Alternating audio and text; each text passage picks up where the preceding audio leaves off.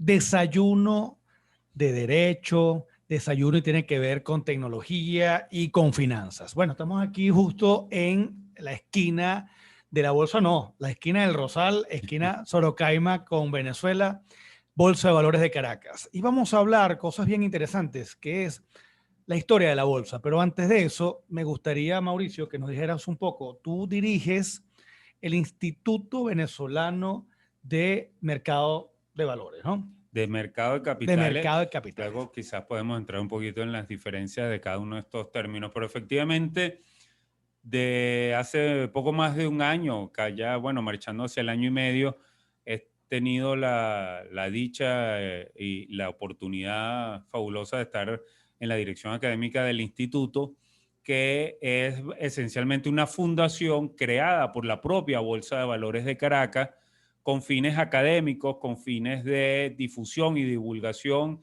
del conocimiento y de la labor de, en general, el mercado de valores. Sí que nuestra función desde allí es esencialmente académica y es de llevar formación y de llevar conocimiento sobre el mercado de valores, que es lo que estamos haciendo, que es lo que nuestro propósito fundamental actualmente. Desde allí estamos no solo promoviendo nuestros propios cursos de formación, estructurándolos y presentándoselos al público, lo cual hacemos constantemente. Luego te comento algunos que tenemos ya este mismo mes en puerta que son muy interesantes, sino que además lo hacemos y lo solemos llevar en alianzas con instituciones universitarias. Hemos tenido a lo largo del tiempo varias alianzas estratégicas con algunas instituciones universitarias y recientemente también hemos cerrado una alianza con quien nos acompaña ahora también digamos, esta empresa nueva que es este canal y estos programas y estos desayunos digitales, que es la Universidad Metropolitana. Yo creo que la Universidad Metropolitana no requiere mayor presentación. Todos conocemos el prestigio, todos conocemos la solera de esta institución universitaria. Y lo que estamos planificando con la universidad es bastante atractivo, bastante interesante. Para el año que viene vamos a arrancar una serie de módulos, ahora voy a explicar un poquito en qué consiste eso, que te van a permitir concluir una maestría en mercado de valores, la única que hay en Venezuela. Esto es interesantísimo, importantísimo. Es un título universitario en mercado de valores, un posgrado en mercado de valores. Esto es único en Venezuela, como les decía, lo vamos a canalizar de la mano el Instituto Venezolano de Mercado de Capitales conjuntamente con la Universidad Metropolitana. Pero este año, conjuntamente, como digamos, abre boca antes de desembocar el año que viene en este programa de maestría, vamos a tener conjuntamente con la universidad varios eventos que les vamos a ir anunciando a lo largo de este propio año. Eventos como este, vamos a tener también aquí en streaming alguna participación con la universidad, con profesores universitarios, para tocar temas del mercado de valores y qué es lo que, digamos, está en boga, qué es lo que se está manejando hoy en día en el mercado venezolano y mundial en temas de finanzas y mercado de valores. Vamos a tener eventos también significativos, grandes. Esperamos concluir el año o comenzar el año 2022 con un congreso organizado por la universidad, temático exclusivamente dedicado al mercado de valores.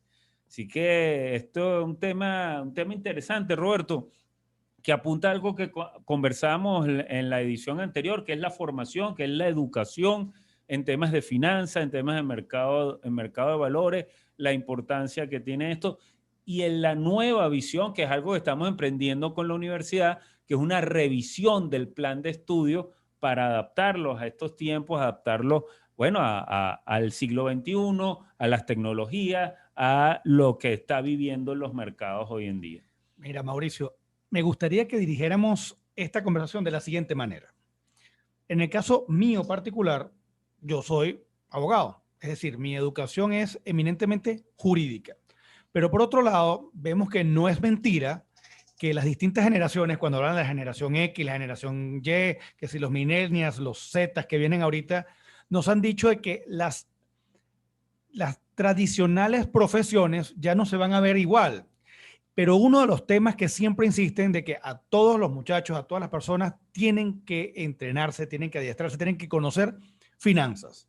No significa eso que a lo mejor todo el mundo va a tener que estudiar o economía o administración más hacia la parte de finanzas, pero sí deberíamos tener unos conocimientos, digamos, generales para luego cada uno de nosotros en las áreas que nos vayamos a desenvolver, saber de qué estamos hablando. Estos programas que están desarrollados por el instituto y los que están, digamos, directamente coordinados con la universidad, son destinados a quiénes? Profesionales ya en el área de la finanza, profesionales no financieros, abogados, porque te digo, todo esto, lo que yo sé es porque llega un momento que uno, digamos que en los estudios te vas metiendo más, digamos, afín a materias financieras, pero ¿quién es el destinatario en quien se pensó cuando se estaban haciendo estos programas? Sí, bien interesante.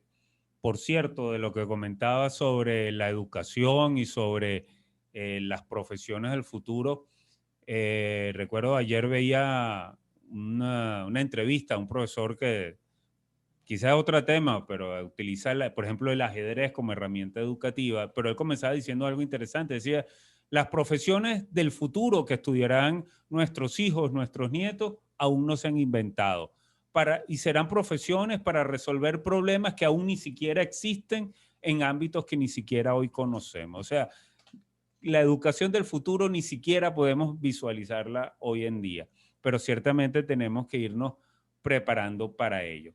Me preguntabas por quiénes son los destinatarios, quién es el target. Hay distintos targets dependiendo de, digamos, el perfil de cada formación y de cada programa.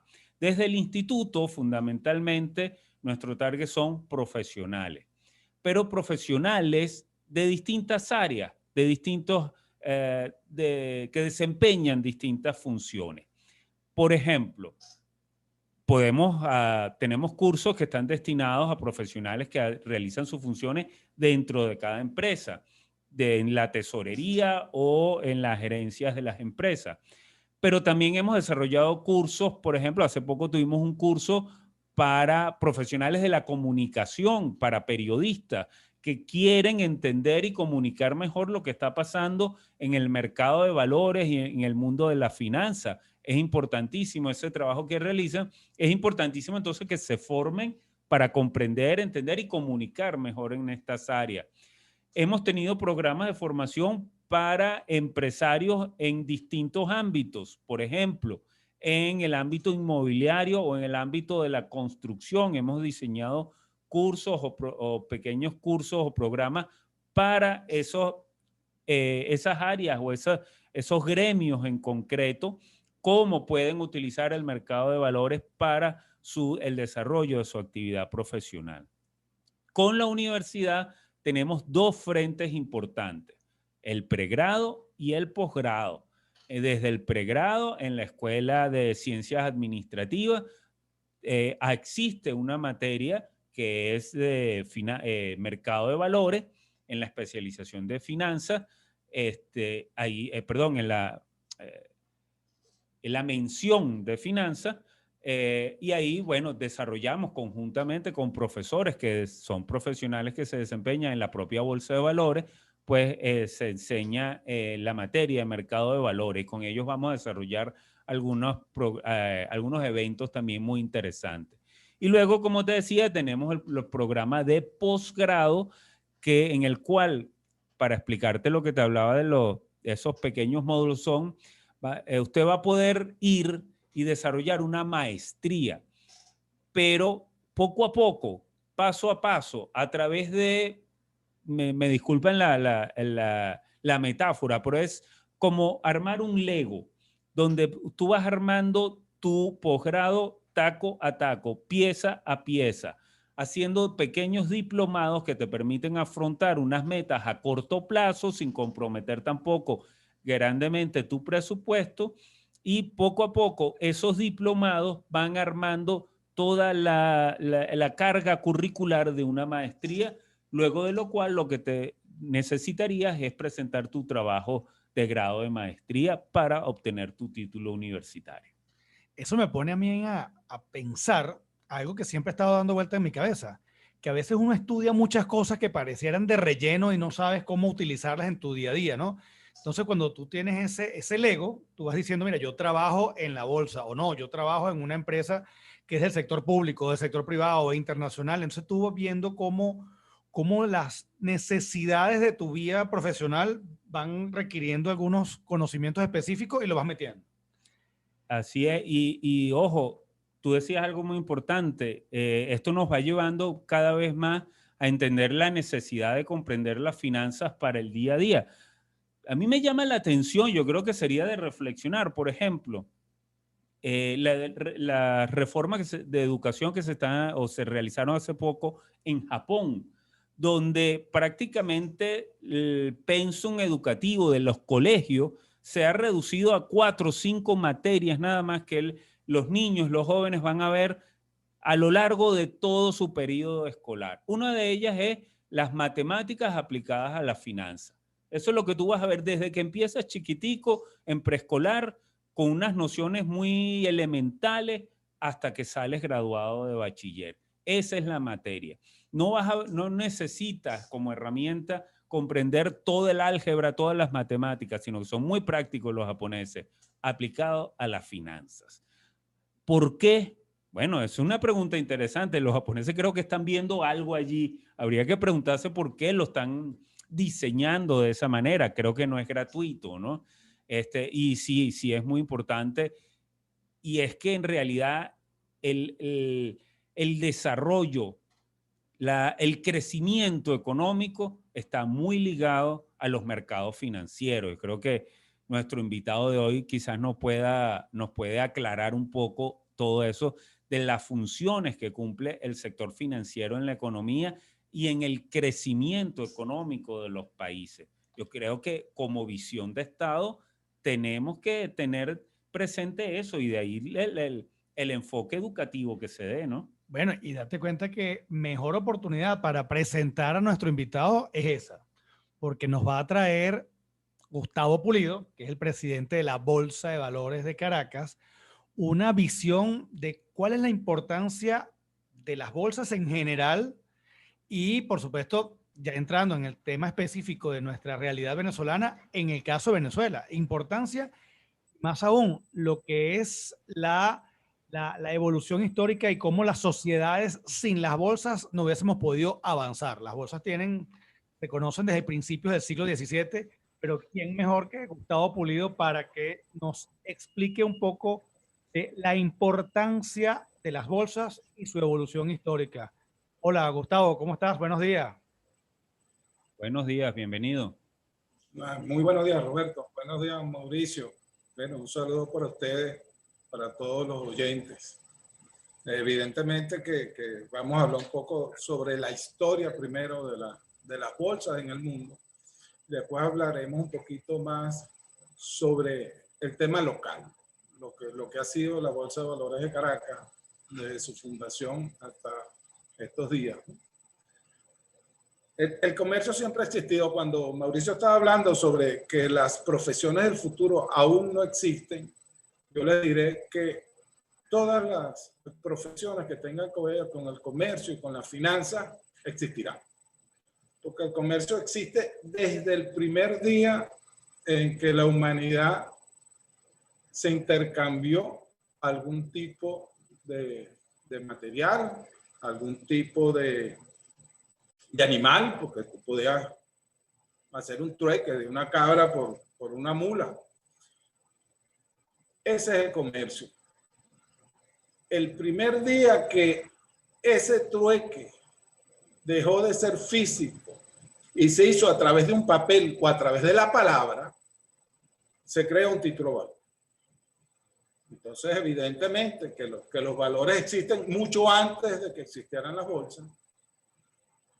y uno de los precursores no solo de la independencia latinoamericana y de Venezuela, sino del comercio, Francisco Miranda. Porque Francisco Miranda viajó por toda Europa a punta de pagarés.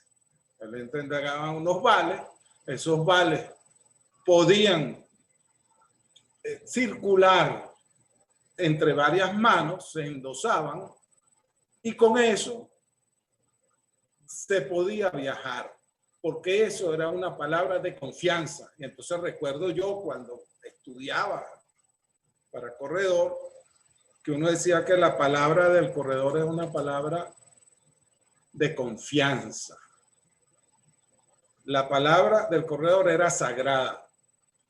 Cuando nosotros cerrábamos una operación de palabra, había que cumplir. Ahora, la historia de las bolsas es una gran evolución que viene dada por esa necesidad de organizar ese comercio.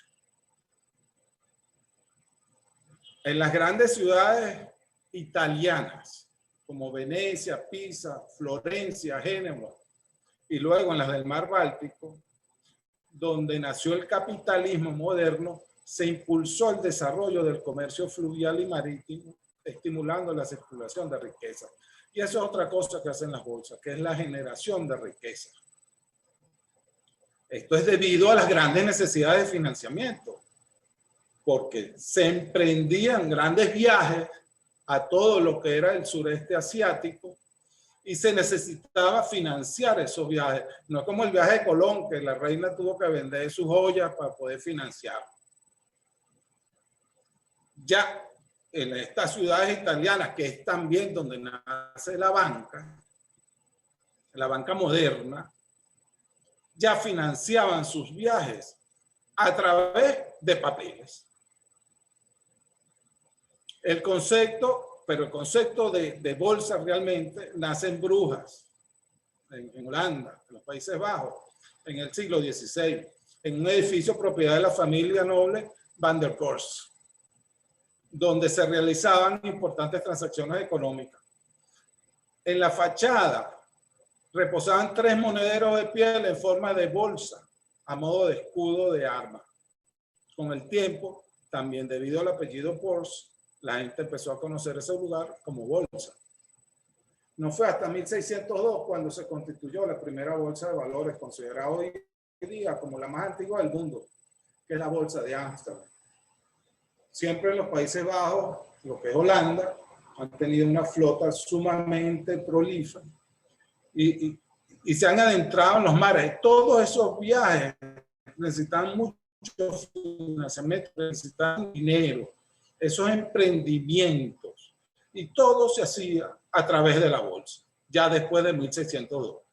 Todo esto tenía que ver con la compañía que se fundó, que fue la compañía holandesa de las, y que es allí donde comienza a funcionar el primer mercado bursátil.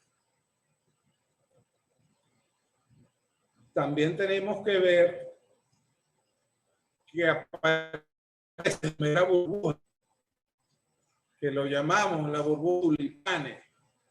La gente comienza a comprar tulipanes. Y hay un sobreprecio, se produce una gran sobreprecio sobre los productos de tulipanes, sobre los bulbos de tulipanes. Y los precios se multiplican por 100, cosa que es irreal. Y al final estalla la burbuja y esto produce grandes pérdidas.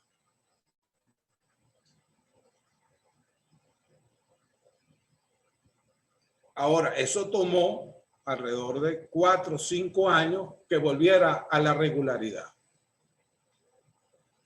De aquí se extienden las bolsas a todo el mundo. Entonces vienen las bolsas de Nueva York, de París y Tokio. La de Nueva York es de 1792, París 1794 y Tokio 1878. Entonces ya nos acercamos un poco más a lo que es el mercado venezolano. porque los antecedentes más remotos del mercado bursátil venezolano se remontan a finales de la época de la colonia, en 1805, cuando Bruno Abasolo y Fernando Key Muñoz fundaron en Santiago de León una casa de bolsa y recreación de los comerciantes y labradores, con permiso previo de la Capitanía General de Venezuela. Pero eso murió ahí, eso no tuvo mayor actividad. Entonces viene la época en que hay unos comerciantes que se reúnen entre las esquinas de la Bolsa y San Francisco, en la Avenida Universidad, para transar operaciones, primero inmobiliarias y después de acciones que emitían ciertos bancos de la época. Esas son acciones del Banco Caracas, por ejemplo, el Banco Venezuela, de la electricidad de Caracas. También se ofrecían pachanos y morocotas. A raíz de esto, la Cámara de Comercio de Caracas toma la iniciativa y funda la Bolsa de Comercio de Caracas el 21 de enero de 1945. Su primera sesión es el 21 de abril y esto coincide con la expansión económica de los albores de la industrialización no petrolera del país, a raíz de la severa escasez de productos manufacturados que había provocado la Segunda Guerra. Yo aquí tengo un documento muy importante y quisiera leérselo a ustedes, porque tiene que ver con la Cámara de Miembros de la Bolsa de Comercio de Caracas. Y dice lo siguiente: para formar la Cámara de Miembros de la Bolsa de Comercio de Caracas, el 1 de marzo se notificó a los corredores con carácter público la disposición de la Junta Directiva, fijándose como precio de cada puesto la suma de 1.000 bolívares. Las solicitudes excedieron el número inicial de puestos previstos y hubo que elevar dicha cifra a 22, los cuales fueron adjudicados a las siguientes personas. Entonces tenemos una lista de personas, entre las cuales podemos mencionar a Luis Ruiche, José Manuel Belutini, Tomás La Rosa Castro, Manuel Puyana, Armando Perdomo Delgado. Estos miembros constituyen la Cámara de la Bolsa que representa a la agrupación y tiene diversas funciones, entre las cuales se cuentan como las más importantes, la de adoptar con la aprobación de la Junta Directiva las normas que fueran convenientes al buen funcionamiento de la bolsa, determinar las horas de rueda y resolver el aumento de los puestos. Sabemos que no hay ley para que regule la bolsa y esa atribución la tome la Cámara de Comercio. Es allí donde comienza la bolsa autorregulada.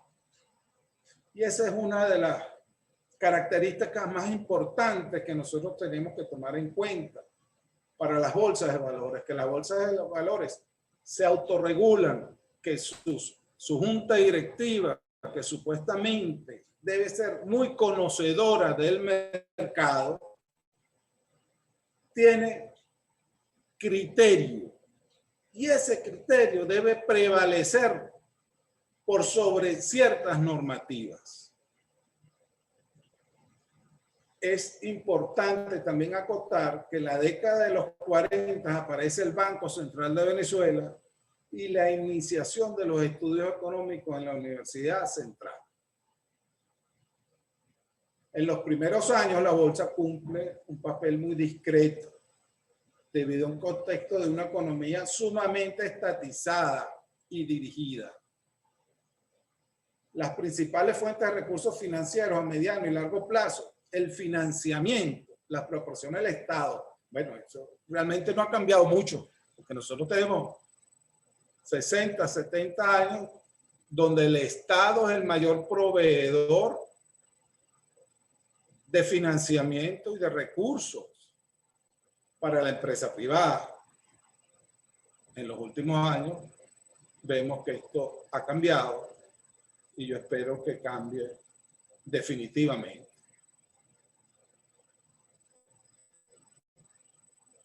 Entonces el Estado siempre ha tratado de financiar y de promover, pero a través de créditos blandos, exoneraciones, subsidios, distorsionan la producción de la empresa privada, distorsionan el comercio, distorsionan el valor de ese comercio, de los artículos, de los ítems que se comerciaban en el país. No es hasta 1973 que se promulga la primera ley de mercado de capitales en Venezuela. Después de una fusión con la Bolsa de Miranda en 1974, la Bolsa de Comercio, hoy es Bolsa de Valores de Caracas. En esa época estaba ligado lo que es ser miembro a ser accionista. Tú necesitas una acción para ser miembro de la Bolsa de Valores de Caracas y poder transar en su plataforma. Bueno, en la época la plataforma era lo que llamábamos la rueda viva voz o rueda cantada, donde había un martillero que cantaba las operaciones. Eran ruedas en vivo, donde todos los corredores se conocían. Hoy es un poco más difícil, por eso es que nosotros intentamos desde la bolsa actual reunir, hacer ciertos conversatorios con todas las casas de bolsa para conocernos, para que entre ellos se conozcan, porque es importante mantener ese vínculo, es importante que nos relacionemos, porque somos seres humanos. En esas ruedas todos nos conocíamos. Bueno, habían unas anteriores a mí. Pero todos nos conocíamos y todos actuábamos. Había un martillero que martillaba las operaciones, se llamaban ruedas cantadas. Todos los corredores éramos amigos. Había un nexo personal que era sumamente importante. Vuelvo a repetir lo de la palabra. La palabra de corredor era sagrada. Usted decía que iba a hacer tal operación y esa operación estaba cerrada. Entonces vamos a continuar en la historia. La Asamblea Extraordinaria de Accionistas el 6 de mayo de 1976, después de haberse fusionado con la Bolsa de Miranda, acordó cambiar la denominación de la institución por el de Bolsa de Valores de Caracas y comenzó a operar una nueva estructura compuesta por 43 accionistas o puestos de bolsa. Hay una etapa importante. Todavía tenemos lo que es el Estado paternalista. Pero ¿qué sucede? Que en febrero de 1983, lo que llamamos el Viernes Negro, se acaban los dólares que había en circulación en el país, existe un control de cambio, la economía da un vuelco. Entonces, la bolsa se da a conocer a partir de febrero de 1983, porque esas operaciones pasan a cotizarse en la bolsa. En solo 2 meses, la noción de que existe una bolsa se hace familiar entre los empresarios. Se comienza a hablar de la bolsa. Pero siempre hemos tenido unos gobiernos paternalistas, con controles, y la bolsa es contraria a los controles, porque la bolsa es la libre fijación de los precios. O sea, cuando entra el dólar en la bolsa, que viene de 4.30, llega a 7 bolívares, y cuando salta a 8, bueno, hay una gran crítica en el país y sacan el dólar de la bolsa. Y se fija una tasa de 9.90, 9.95. Fija, porque siempre los gobiernos pues, han querido controlar lo que es la economía en el país. Ahora vamos a los finales de la década de los 80 y comienzo de los 90. El mercado toma un nuevo auge debido al agotamiento de las fuentes de financiamiento oficiales. y un gobierno que entiende la importancia de desmontar los controles existentes para la época. Es así que torrentes de dinero entran al mercado, creando distorsiones importantes en valores transados. Ahora es al revés. Ahora vemos que sube muchísimo el precio de las acciones, se cotizan en pizarra más de 100 empresas, comienzan las OPA, que es la oferta pública de adquisición, donde despierta una velocidad, por cierto, empresarios venezolanos de tomar otras empresas. Esto sucede, por ejemplo, con el Banco de Venezuela, que es la más importante que ha sucedido en el país, porque fue una toma hostil.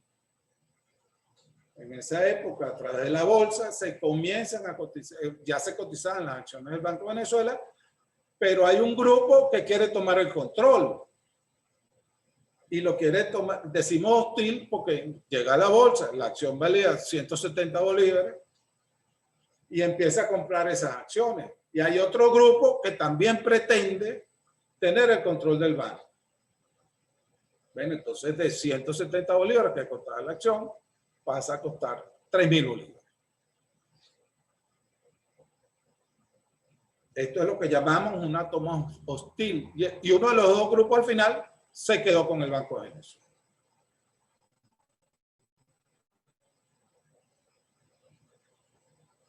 Vemos una incursión de nuevos papeles y nuevos esquemas de inversión. Vemos florecer lo que se llaman fondos mutuales, que son los fondos de inversión. Esta vorágine provocó lo que llamaremos una burbuja bursátil en el país, que fue corregida, que es lo bueno, poco a poco. Después fueron bajando los precios, pero eso se tomó cierto tiempo, no hubo un bajón abrupto. Un aporte importante de este periodo hecho por la bolsa es haber corregido internamente los desequilibrios ocasionados por las masas excedentarias de recursos financieros y la falta de oportunidades de inversión derivadas de un aparato productivo sin crecimiento, contribuyendo a canalizar estos recursos a la inversión y no a presionar el tipo de cambio. Y esa es otra de las características que tienen las bolsas, y una bondad del mercado. Cuando tú puedes dirigir los recursos a la inversión productiva y no al tipo de cambio o al consumo que hace presionar a la inflación. Sería bien importante que nuestros gobernantes entendieran eso. Que en la medida que nosotros creemos más oportunidades de inversión hacia las empresas privadas del país, menos afectación va a tener el dinero circulante sobre la inflación y el tipo de cambio. Entonces, como hemos visto, las bolsas cumplen una función de supervisión y ordenamiento del mercado de valores. Ese mercado secundario, porque existe un mercado primario, pero el mercado primario no va a existir si no hay un mercado secundario óptimo y eficiente, donde esos títulos que se emiten en el mercado primario puedan ser después desplazados al mercado secundario.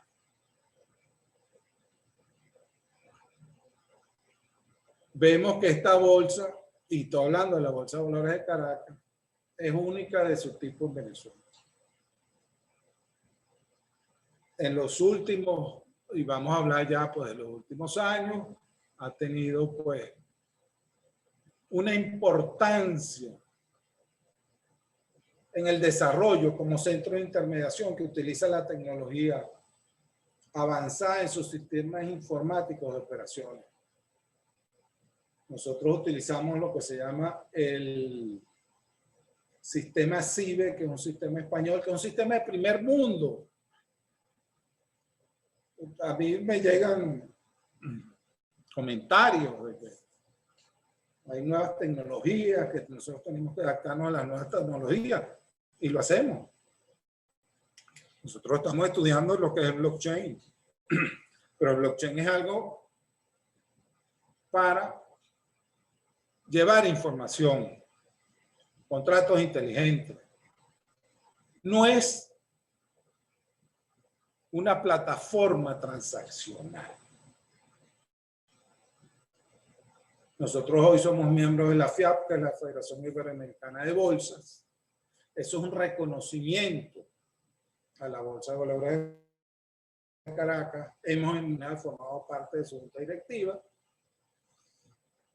Siempre el mercado ha sido un mecanismo de inversión y ahorro que sirve de respaldo a las actividades productivas. Y ese es realmente el objetivo hoy de la bolsa. Nosotros operamos con valores. Valores emitidos por empresas emisoras. Entonces, tú tienes una cadena productiva. Tú tienes las empresas emisoras y tienes los inversionistas, que son los ahorristas. Ahora, el ahorrista cuando invierte en una bolsa pasa a ser inversionista, le cambiamos el nombre. Para que eso se pueda suceder, necesitas unos intermediarios que son las casas de bolsa. Y la plataforma transaccional, que es la que brinda la bolsa. Esa es una cadena de valor. Esa es una cadena que genera riqueza.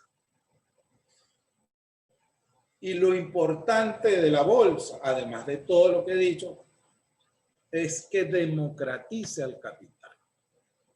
¿Qué es la democratización del capital? Pues la democratización del capital es que cuando tú abres tu empresa, haces una oferta pública de tus acciones. Imagínate que tú agarraste tu empresa y la formaste de una empresa familiar y la empresa fue creciendo. Ahora, tus necesidades de financiamiento para que esa empresa siga creciendo son tan grandes que tú haces una oferta pública de acciones. Tú agarras y dices, yo les voy a vender unas acciones de mi empresa para que ustedes me ayuden a financiarme en el largo plazo y como premio van a obtener los dividendos que produzca esta empresa en las acciones que ustedes tienen. Esa es la democratización. Entonces vemos empresas que empezaron como empresas familiares o tienen más de 1000 accionistas. En los países del primer mundo, todas las empresas que se forman, su meta es llegar a la bolsa. Todas las empresas que se forman, su meta es llegar a la bolsa. A ese mecanismo donde, además de financiamiento, obtienen una valorización de su empresa. ¿Cuánto vale tu empresa? ¿Quién te lo dice? Las empresas que están inscritas en la bolsa saben cuánto el público está dispuesto a pagar por esas acciones. La bolsa te da un sello de calidad. Cuando tú vas a los mercados internacionales, tú dices, yo cotizo en una bolsa y adquieres credibilidad, confianza en tu empresa, porque tu empresa está cotizando en una bolsa. Bueno, yo creo que hasta ahora esto es más o menos lo que yo podría estar informando sobre la Bolsa de Valores de Caracas y la bolsa en general. Sí me gustaría acotar cuáles son las principales bolsas del mundo. O sea, tenemos que la principal es la Bolsa de Nueva York, después viene el Nasdaq, la Bolsa de Tokio, la Bolsa de Londres, la Bolsa de Hong Kong, la Bolsa de Shanghái, la Bolsa de Toronto, la Bolsa de los Países Bajos, la Bolsa Australiana y el Bombay Stock Exchange. Me extraña no ver ahí una bolsa china o de Shanghái, pero esto es la última información que tengo. Bueno, los dejo para que comenten y hagan cualquier tipo de pregunta.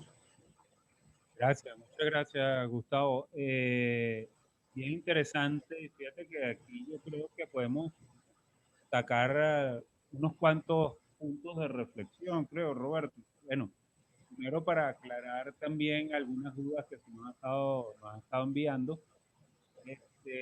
La Bolsa de Valores de Caracas, tal como veíamos, es una institución que tiene más de 70 años, ya va caminando de hecho para los 75 años, todavía no llega, pero ya vamos para allá.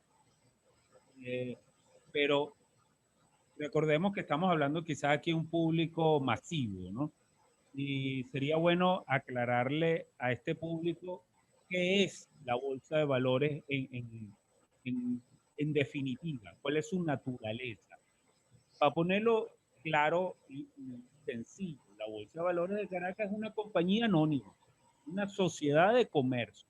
Más, aún más podemos aclarar algo, una sociedad, una compañía anónima privada, porque a veces la gente se confunde y piensa que la Bolsa de Valores es algo del Estado, una institución del Estado. No, no, una institución plenamente privada que, como escuchamos ahorita a su presidente, pues nace de la iniciativa de los comerciantes, del gremio de comerciantes, de esas personas que, este es el otro punto de reflexión importante, comenzó a organizarse de manera espontánea desde el 1600 y tanto, como veíamos, cuando se reúnen en la casa de este señor, de este noble Van der Bursen, me perdonan la pronunciación, es una organización espontánea, un grupo que espontáneamente, por su necesidad, comienza a reunirse y a realizar operaciones comerciales. La bolsa surge después como institución para, el presidente de la bolsa lo mencionaba al menos 2 veces, tomé nota de ello, organizar, yo creo que esa es la palabra clave, organizar ese mercado que surge espontáneamente. La bolsa surge como una institución que ayuda a organizar y darle transparencia y con ello infundir confianza a quienes transan esos valores en la bolsa. Pero, insisto, es una organización privada. El presidente de la bolsa hablaba algo interesante, decía que un momento en la Bolsa de Valores de Caracas en donde para transar en la bolsa, para ser corredor y poder realizar operaciones en la bolsa, ya no se requiere ser accionista de la bolsa. Hoy en día, efectivamente, los miembros de la bolsa son las casas de bolsa que pueden operar y realizar operaciones a través de la bolsa de valores, pero no necesariamente los miembros son accionistas. Nos gustaría, Gustavo, si nos puedes aclarar o darnos una visión general de cuántos accionistas aproximadamente tiene la bolsa hoy en día, cuáles son las características, que es bien peculiar sobre la composición accionaria de la Bolsa de Valores de Caracas, y a su vez cuáles son cuántos son los miembros hoy en día de la Bolsa de Valores de Caracas, es decir, las casas de bolsa que realizan operaciones a través de la Bolsa de Valores, Gustavo. Sí, es importante señalar que una vez que nos desmutualizamos en la Asamblea General del año 2016 y en el 2017 lo llevamos a cabo. Eran 45 puestos de bolsa, como yo dije al principio, pues cada puesto estaba, o cada miembro tenía que ser accionista, por lo tanto tenía un puesto en la bolsa. En el año 2017 desmutualizamos lo que es la bolsa. ¿Qué significa esto? Que separamos la condición de accionista de la condición de miembro. Y ahora las sociedades de corretaje, al ingresar a la bolsa, piden ser miembros. Firmamos un convenio. Y ese convenio los hace llamarse casa de bolsa. Habían 45 acciones. Esas acciones las multiplicamos por 5.000. Después hubo otro aumento de capital. Y hoy en día tenemos 29.250.000 acciones en circulación. Con la última asamblea extraordinaria la llevamos a 50 millones de acciones. Nosotros creemos que ese es el tamaño adecuado para la bolsa. Y tenemos más de 1.170 accionistas hoy en día. De 45 en el 2017, pasamos a más de 1.170 en el 2021. Y por eso hablaba de la democratización del capital. Nosotros creemos lo que es la administración y la junta directiva de la bolsa, de la empresa privada, en la fijación de precios a través de sistemas transaccionales transparentes, ordenados y continuos. Nosotros damos información constante de lo que hacemos porque eso es importantísimo. Es importantísimo que esa fijación de precios sea transmitida. Todo lo que sucede en la bolsa hoy, en la vitrina de la bolsa, se ve en todo el mundo, en Reuters, en Bloomberg. Tanto creemos en la propiedad privada que tenemos un programa a través del Instituto Venezolano del Mercado de Capitales, el cual tú eres el director académico, en el cual nosotros repartimos acciones a los empleados de la bolsa. Entonces nosotros tenemos que los empleados de la bolsa son propietarios de la bolsa. Creemos en un país de propietarios. Esto es realmente una democracia, donde nosotros tenemos más de 1.170 accionistas y ninguno tiene más del 5% de la propiedad de la bolsa.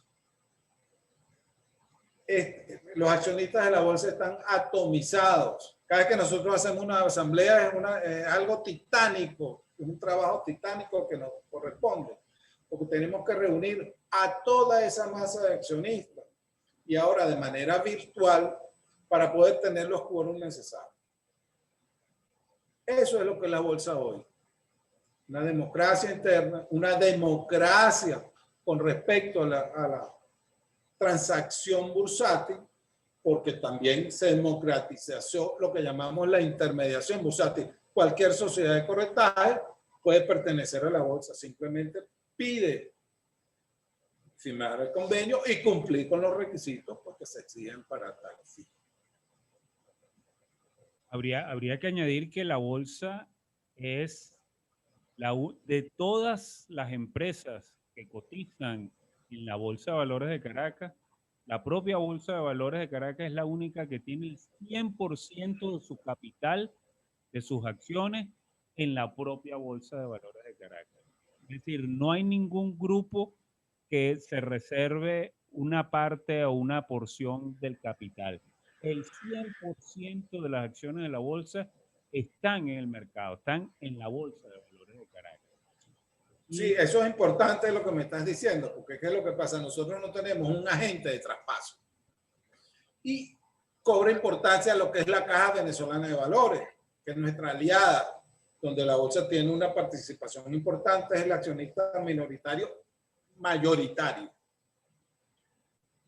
Porque hay otros accionistas dentro de la Caja. Ahora, el mercado como lo conocemos hoy no podría existir sin la Caja Venezolana de Valores. La Caja Venezolana de Valores es fundamental. Es el depositario de las acciones que se transan. Es una empresa que está capacitada para desmaterializar los valores. Sin eso no sería posible. Volviendo a la historia de la bolsa, yo recuerdo cuando nosotros operábamos a finales de los años 80, principios de los 90, donde teníamos que ir a la gente de traspaso a firmar cada traspaso de cada operación que se hacía. Si tú hacías 50 operaciones diarias, tú tenías que mandar 50 planillas a los diferentes agentes de traspaso. Porque tú tenías títulos venezolanos, que era la Electricidad de Caracas y otras empresas, pero tenías, por ejemplo, Proagro, que Proagro, el agente de traspaso, estaba en Valencia. Las operaciones eran a T+3. Y tú tenías que mandar esa planilla a Valencia para que se produjera el cambio de accionista en Valencia y te la devolvieran. Eso se tardaba 10 días por lo menos. Entonces se incumplían las operaciones quedaban en suspenso. Todo eso se acabó con la Caja Venezolana de Valores. En la Caja Venezolana de Valores Las transferencias de titularidad se hacen en segundos.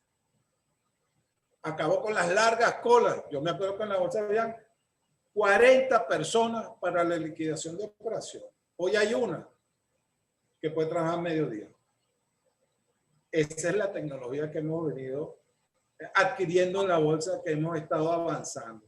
Ayer estuve leyendo en la revista de la World Federation of Exchanges, que es la internacional que agrupa todas las bolsas de valores del mundo, que la bolsa de Nigeria se estaba desmutualizando. Es una tendencia mundial. Ya nosotros lo hicimos en el 2017. Gustavo, de verdad que es impresionante ver cómo en tu exposición uno va, digamos, destacando y rescatando la importancia de la bolsa, al igual que, bueno, me gusta la bolsa, la banca y los seguros. Sin esas instituciones, la humanidad no hubiese progresado a los niveles, digamos, que ameritaba ese siglo XIX, digamos. Imagínate la revolución industrial. Varias cosas que quiero destacar. Una de ellas en la cual no es que no esté de acuerdo contigo, sino que yo tengo otra visión. A mí no me gusta hablar de propiedad privada, porque cuando dices propiedad privada, daría lugar a que existe otro tipo de propiedad. Yo hablo de la propiedad porque la propiedad siempre va a ser privada. Por ahí es que yo, digamos, lo abordo. Pero me gusta mucho esa parte, además de la parte de la democratización de la bolsa, el hecho del derecho, ¿no? De cómo surge de manera espontánea, y eso tiene que hacernos reflexionar porque confundimos derecho con ley. Vemos cómo el convenio, vemos cómo el contrato, digamos, mercantil en este caso, es fuente de derecho. Entonces, por eso es que también hay que rescatar mucho todo lo que viene, y cuando digo todo lo que viene es que las nuevas tecnologías lo que buscan es también, no necesitamos en todos los aspectos de la vida una ley como acto emanado del Estado. Las personas, las sociedades se unen en torno a lo que es bueno para ellos porque es bueno para todos y no necesitas una ley. Vemos cómo también todas estas tecnologías nuevas, y ya vamos a entrar a algo que también que tú mencionaste de blockchain, porque las cadenas de bloques, si bien son muy nuevas, también hay como una especie de superstición de que sirve para todo. Yo me imagino que muchas de las personas que verán este programa dirán, bueno, ya existe la transacción de criptoactivos, etcétera. Y sí, es una realidad, pero tampoco podemos verlo de una manera supersticiosa, ¿no? Yo creo que hay partes de la tecnología en las cuales blockchain puede perfectamente, digamos, hacer su función de transparencia y otras que no. Por ejemplo, estábamos hablando la otra vez, Mauricio y yo, de las ofertas y cómo se ponen, digamos, esas operaciones no tienen por qué estar basadas en blockchain de una sola vez, sino una vez que se concretan, que es la transparencia que te da. ¿Cómo ha sido el acercamiento de las personas interesadas hacia la bolsa con respecto a estos fenómenos globales de criptoactivos y muchos otros, ¿no? Los exchanges, etcétera? Bueno, eso es bien interesante. Nosotros hemos estado estudiando el blockchain o la cadena de bloques para el traslado de información. ¿Para qué serviría el blockchain, por ejemplo, en la Bolsa de Valores de Caracas? No serviría como para hacer transacciones. Para hacer transacciones tú necesitas un libro de órdenes. Tú necesitas un libro de operaciones. Tú necesitas subastas de valores. Y por eso es que estas tecnologías que estamos hablando del blockchain se ocupan de otras cosas. Ahí viajan contratos inteligentes, ahí viaja información. Bueno, yo podría, con el banco que yo tengo liquidación, el neteo multilateral, utilizar una cadena de blockchain. Yo podría, con la Caja Venezolana de Valores, el viaje de la información hacia la caja, utilizar un blockchain, porque es más seguro. Los exchanges se ocupan, como tú lo has dicho, pues de las criptomonedas. Bueno, nosotros abrimos un wallet Abrimos un wallet porque nosotros pensamos llevar adelante un proyecto donde las operaciones se liquiden en ese wallet a petición de los clientes, porque los clientes son al final los que deciden en qué moneda quisieran ellos liquidar las operaciones. Ahora, estas son operaciones extrabursátiles. La bolsa se ocupa de su plataforma transaccional, de la transparencia y del orden del mercado secundario. Lo que es la liquidación es extrabursátil, donde también la bolsa interviene para garantizar a sus miembros un adecuado ordenamiento también de esas liquidaciones. La bolsa más avanzada tecnológicamente en América Latina es la bolsa de Chile, con quien nosotros estamos formando una alianza, porque ellos tienen años ya trabajando en el blockchain, pero su sistema transaccional es un sistema que lo compraron en el Nasdaq. La bolsa de Bolivia compró el mismo sistema transaccional que tenemos nosotros, igual que la bolsa de Quito. Yo no veo en un futuro cercano que el sistema transaccional vaya a cambiar de los estándares que tenemos hoy en día. Ahora, el blockchain sí nos va a ayudar, como te repito, en el viaje de la información. Y los wallets para poder liquidar las operaciones en cripto. Ese es el próximo paso que nosotros tenemos que dar. Sí, en efecto, hay que entender la tecnología, así como ese paseo que nos diste por la evolución histórica de la bolsa, que es importante porque no puedes pretender caer en el 2021 como si nada hubiese pasado. Igual ocurre con la tecnología. Hay que entender cuál es el espectro que abarca para saber para qué sirve y para qué no. Porque hay muchas cosas, a lo mejor, no que no sean buenas, sino que te van a lo mejor o ralentizar o a lo mejor las comisiones, porque lo que hay que optimizar los esfuerzos. ¿No crees tú que hay que también invitar a alguien que nos hable un poquito de la tecnología, para qué sirve y para qué no, Mauricio? Claro, eso precisamente lo estaba pensando.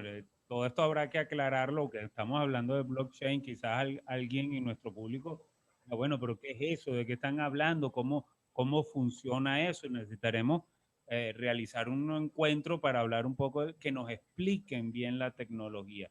Yo solo voy a, como lego en esta materia, persona que se ha interesado y conoce un poquito más, nada más, pequeño, no soy un experto en esto, pero sí es bueno recordar que blockchain no son criptomonedas. Blockchain es una tecnología además que nace años antes de que naciera la Bitcoin, por ejemplo. Bitcoin lo que hizo fue tomar esta tecnología que ya tenía tiempo inventada. ¿Para qué se inventó blockchain? Cuando la crearon, nadie estaba pensando en criptomonedas en ese momento. Lo interesante es recordar que esa tecnología se inventó para llevar registros imborrables y garantizados, que haya un registro de ciertas operaciones, yo pueda llevar como en una libreta registrado quién vende a quién o qué operaciones se están realizando, qué transacciones se están realizando, y que nadie pueda alterar la transacción que ya se realizó, quede ahí inalterada y no se pueda, digamos, corromper ese registro. Eso está muy bien para ciertas cosas, pero como decía Pulido, para las transacciones no, porque las transacciones es algo vivo que está ocurriendo, que puede nacer y perecer, y sí necesita modificarse. Para eso no nos sirve blockchain, porque un corredor coloca una orden de compra o una orden de venta y luego ese corredor puede estar interesado en modificar su orden, aumentar la cantidad de acciones que va a adquirir o va a vender, o cambiar el precio, bajarlo, subirlo, o coloca una orden y resulta que después una orden de compra, pero esa orden no se aparea con ninguna otra orden de venta de ningún otro corredor y eventualmente la orden va a desaparecer. Esa oferta jurídica de compra o de venta va a desaparecer. Entonces, una tecnología de registros borrables e inalterables no sirve para eso. Porque aquí hay o transacciones son, hay operaciones, hay registros que son efímeros o modificables. Entonces no sirve para esto. ¿Sirve para otras cosas? Sí, puede ayudar y nos va a ayudar en muchas otras cosas. Pero insisto, muy bien me gustó lo que especificaba el presidente de la bolsa. No es una plataforma transaccional porque no sirve para la realización de las transacciones. Quería aclarar, antes de volverte a dar la palabra, Roberto, tenemos nuestro amigo Juan Abad que nos preguntaba sobre las casas de bolsa, es decir, los miembros de la bolsa. Pulido, no sé si nos puede recordar, creo que son 26 casas de bolsa actualmente que existen. No, tenemos más. Cuando nos desmutualizamos, de los 45 accionistas, hubo una modificación en la ley. Antes existían las personas naturales que podían ser miembros de las bolsas. Eso se eliminó. Y solamente las personas jurídicas o sociedades de corretaje podían entrar a la bolsa. Cuando nos desmutualizamos en el año 2017, quedan 22 casas de bolsa operativas que firman el primer convenio, que eran las que ya existían, con la bolsa. Bueno, yo creo que en Venezuela, con la crisis que estamos viviendo, la desaparición de las empresas en el país,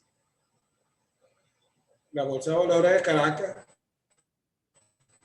ha crecido en miembros. Yo escucho en algunos gremios que hay un grave problema de afiliación de los miembros porque los miembros van desapareciendo. En nosotros hemos crecido, hoy tenemos 35 miembros. Todos los años, desde 2017 para acá, entran 3, 4 sociedades de corretaje nuevas a la Bolsa de Valores de Caracas. Esto le da mayor profundidad al mercado. Ahora, ¿qué es lo que necesitamos? Necesitamos seguir creciendo, necesitamos activos transables, necesitamos que las empresas se inscriban en la bolsa. Nosotros nos reunimos con un grupo de diputados de la nueva Asamblea Nacional, donde nosotros le ofrecimos nuestra plataforma para buscar financiamiento para esas empresas que son del Estado, se inscriban en la bolsa. En vez de estar emitiendo dinero inorgánico, pues inscríbase en la bolsa, ponga en venta sus acciones y con eso se financia como se financia cualquier empresa. Ahora, para poder inscribirse en la bolsa, evidentemente, y que las acciones puedan tener éxito, y digo éxito, que haya inversionistas dispuestos a comprar esas acciones, bueno, usted tiene que tener una junta directiva que cumpla con los principios del buen gobierno corporativo. Eso significa que usted tiene que abrir su junta directiva, usted tiene que tener unos directores independientes y unos directores conocedores de la empresa que están manejando. Y eso sucede perfectamente en la Bolsa de Valores. No, quiero aprovechar esa intervención que tú hiciste para traer otra que también hace Juan Abad nuevamente. Es importante entender que, digamos, hay varios puntos en todo este ecosistema. La empresa que va y acude a la bolsa, digamos, para hacerse de recursos, pero también está el inversionista. Puede ser cualquier persona, puede ser Mauricio, yo, es cualquier persona individual con dinero va a sentirse que va a poner ese dinero, ese recurso en, digamos, en esa empresa porque le gusta digamos, el producto o el servicio que está desarrollando. Entonces nos pregunta Juan que si existiera el deseo de alguien particular, ya entendimos que puede ser cualquier persona que quiera invertir en unas acciones en una empresa, cualquiera que sea, antes de dirigirse a una casa de bolsa, ¿dónde puede evaluar esas acciones, el valor, en qué consiste? Y yo veo que la Bolsa de Valores ha hecho un trabajo de verdad muy interesante de las redes sociales, tiene una página de Instagram, pero me gustaría que tú nos dijeras cómo un inversionista individual, antes de ir a una casa de bolsa, puede interactuar con este mundo y saber qué es lo que se está transando y cómo, digamos, se inicia en esta operación de entender que puede ayudar a una empresa. Mira, eso es perfectamente, eso se puede hacer sin ningún tipo de problema. ustedes entran en la página de la Bolsa de Valores de Caracas, www.bolsadecaracas.com. Ahí ustedes se van a encontrar, por un lado, los miembros. ¿Quiénes son los miembros? Las casas de bolsa que operan dentro del mercado. Entonces, ustedes le dan ahí y ustedes ven todos los miembros, quiénes son las personas responsables de esa casa de bolsa, cuál es su dirección, cuáles son sus teléfonos. Realmente uno debería es asistir a la casa de bolsa, porque la casa de bolsa son los especialistas en el mercado y son los que deberían guiarlo a usted a hacer su inversión. Pero si usted quiere ver qué es lo que está sucediendo con las empresas que cotizan en la bolsa, usted se va dentro de esa página a empresas emisoras y le van a aparecer todas las empresas, le van a aparecer sus balances. Si usted nos sigue, usted puede ver cómo nosotros, tanto en Twitter como en Instagram, publicamos todas las transacciones que se hacen diariamente de la bolsa. Tenemos un resumen semanal y tenemos un resumen mensual que transmitimos a través de una revista digital, además, que se llama Pulso Bursátil, donde tenemos, además de algunas entrevistas, hay una carta siempre editorial que yo escribo, el resumen del mercado del mes. O sea, hay bastante información. Si usted quiere de verdad informarse qué es lo que está sucediendo, bueno, síganos, entre en la página de la bolsa y usted va a tener suficiente información para tomar una decisión acerca de en cuál empresa quiere invertir. Pero siempre mi recomendación es, escoja una casa de bolsa y hable con ellos. Así es. Me va a permitir añadir ahí un poquito, una temita más, arrimando las brasas a mi sardina. Efectivamente, lo ideal, la recomendación primera es dirigirse a una casa de bolsa de su selección, donde le guiarán y a través de la cual puede hacer la inversión. No vas a poder hacer la inversión si no es a través de tu casa de bolsa. Eso para comenzar, tienes que abrir además tu cuenta de corretaje bursátil y a través de ellos hacer la inversión que te corresponde. O que selecciones. Puedes ver la información de las acciones, como ha dicho el presidente, a través de la página web de la Bolsa de Valores de Caracas. Además de eso, si usted quiere ir un poco más allá, usted puede contratar con la propia Bolsa de Valores de Caracas un terminal de consulta. Es decir, eso ya tiene un costo relativamente módico.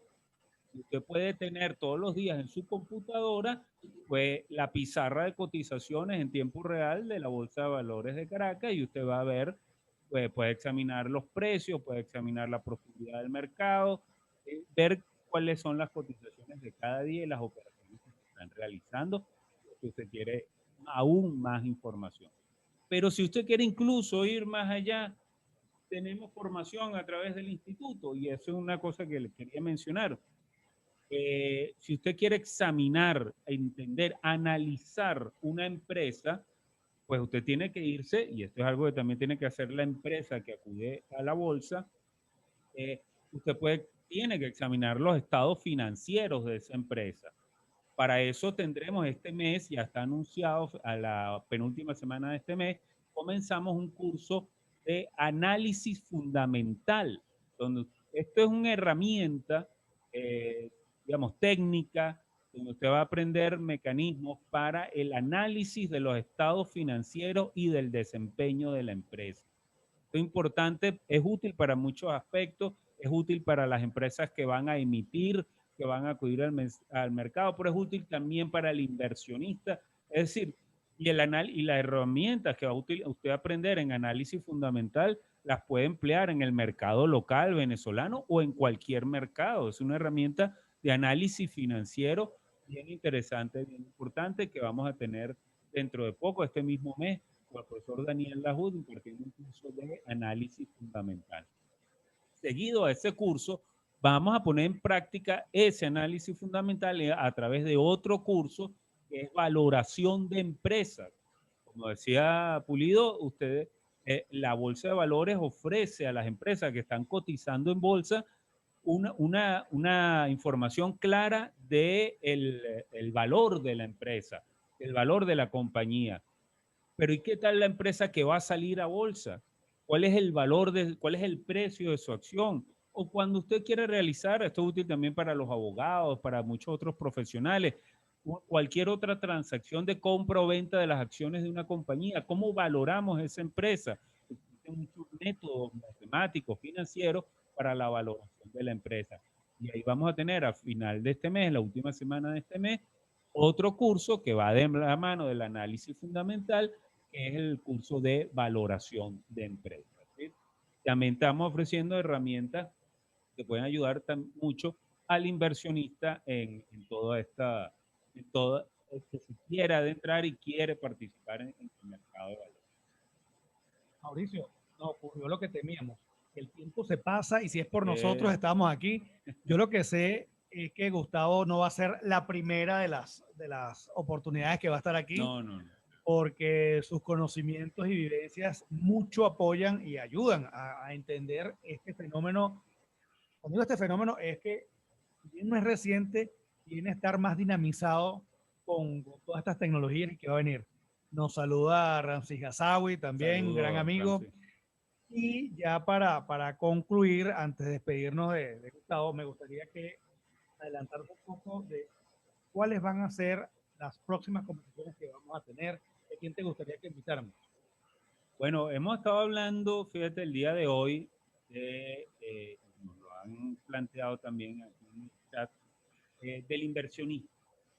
Hay evidentemente una avidez por saber, por conocer de las inversiones. Y esto lo ligamos a lo que hemos también hablado de las tecnologías. Evidentemente, otro filón de inversiones son ese mundo cripto que poca gente conoce, es un poco, quizás un poco árido, un poco difícil de entender. Quizás deberíamos adentrarnos también, ya hemos hablado hoy de la bolsa de valores, pero también ver qué le ofrece ese mundo cripto al inversionista también. El inversionista tiene que diversificar sus inversiones, tiene que ver todas estas opciones. Bueno, ¿qué opciones encuentras en el mundo cripto? Creo que por ahí tienen que ir los tiros, ¿no? Bueno, se me viene a la mente, por un lado, la parte tecnológica. Tenemos amigos profesores en materia de tecnología que lo vamos a tener aquí, seguro que sí, porque cada vez que uno conversa con ellos, uno, digamos, tiene más clara la situación. Y por otro, hemos tenido conversaciones con alguien que nos va a explicar cómo sería un fondo de inversión en cripto. Así como hay casas de bolsa que te pueden decir, bueno, tú vas a tener una cartera de inversión en la cual vas a tener una parte de acciones en tal compañía o en otra, hay fondos de inversión en cripto y los vamos a invitar para el próximo mes, la próxima oportunidad que estemos aquí. Bien interesante, bien llamativo, nos van a explicar eso, cómo armar un portafolio, qué portafolios, qué oportunidades de inversión hay en este mundo un poquito desconocido para muchos, que es el de las criptomonedas. Gustavo, muchísimas gracias por atender a nuestro llamado y como te dije, tienes un puesto aquí, tienes tu silla allí porque tus apreciaciones son siempre bienvenidas y necesarias. Muchas gracias, Roberto. Muchas gracias, Mauricio. Bueno, estamos siempre a la orden. Gracias de nuevo. Saludos para ustedes y nos veremos en la próxima oportunidad. Gracias. Gracias. Gracias a todos ustedes.